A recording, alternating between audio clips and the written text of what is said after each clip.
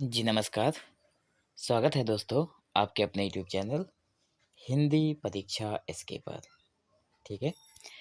आज की इस वीडियो में हम लोग बात करेंगे जो हमारा प्रश्न है, हिंदी नाट्य परंपरा में अंधे नगरी का स्थान निर्धारित कीजिए।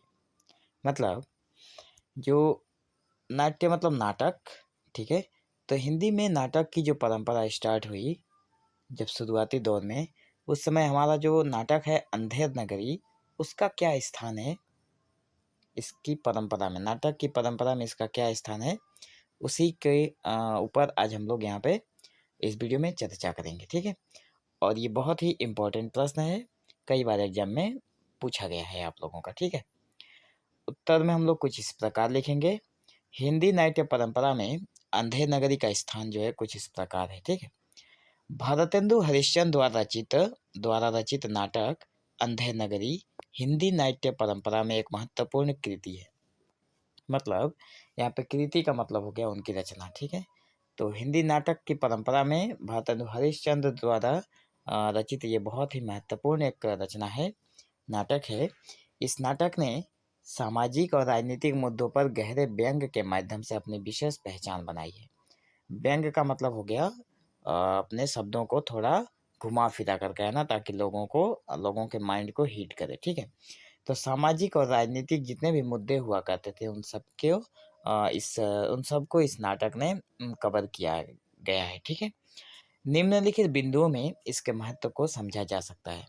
तो नीचे कुछ बिंदुएं दी गई हैं, या फिर हम लोग पॉइंट बोल सकते हैं। तो नीचे कुछ पॉइंट हैं जिनसे हम लोग इन सारी सामाजिक और राजनीतिक मुद्दों के सारी बातों को अच्छे से समझ सकते हैं।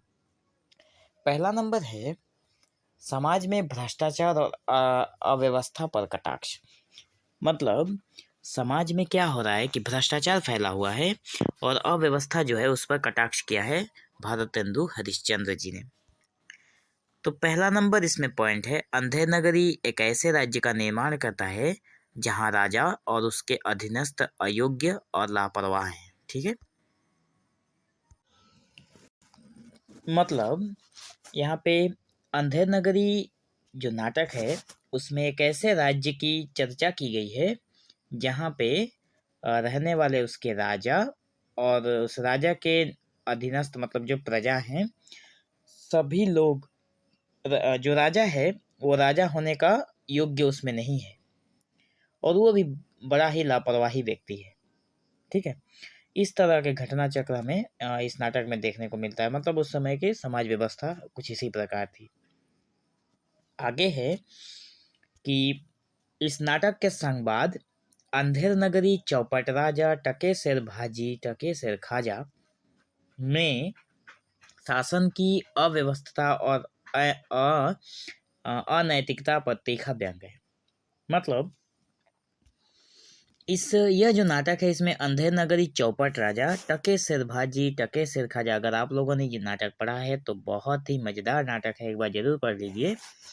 तो इस नाटक में जो शासन व्यवस्था है वो क्या है, अनैतिकता है, और उसी की अनैतिकता पर इन्होंने तीखा व्यंग किया है भारतेंदु हरिश्चंद्र जी ने।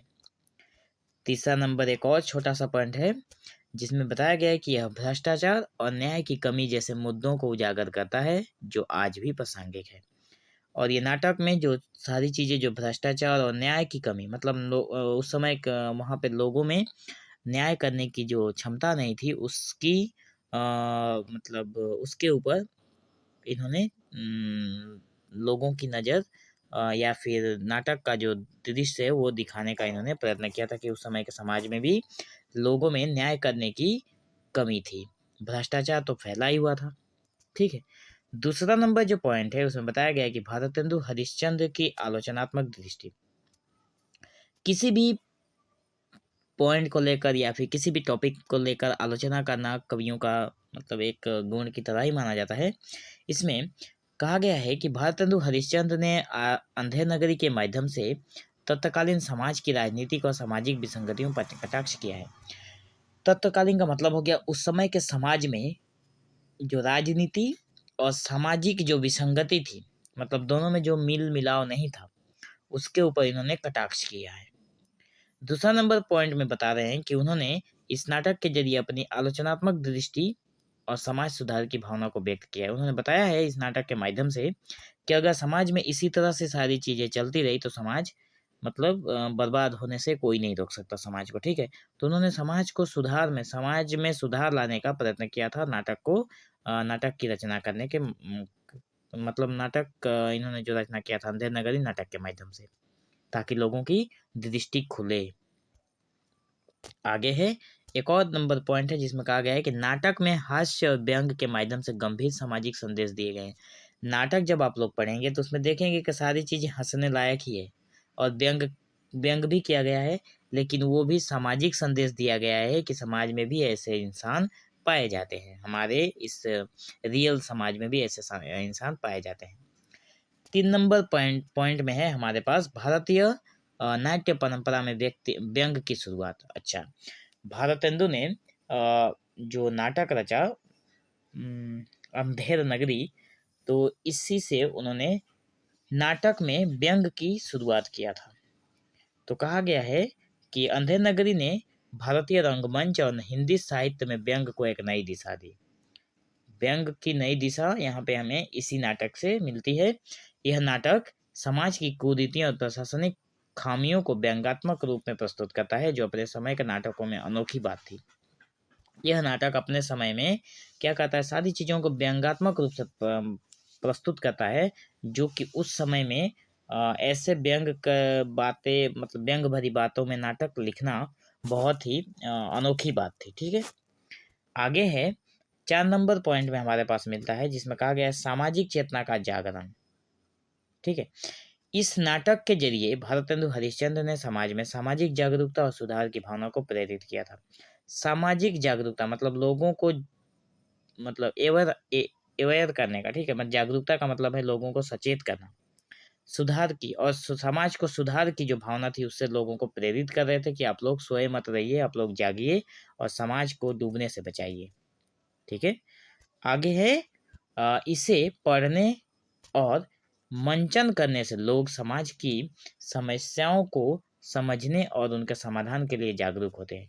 जब ये नाटक पढ़ा जाता है तो इससे क्या होता है कि लोगों की जो समझ है और जो समस्या है उससे निपटने के लिए लोगों में जो समझ होती है, समझ विकसित होती है उनके लोगों के दिमाग में, ठीक है।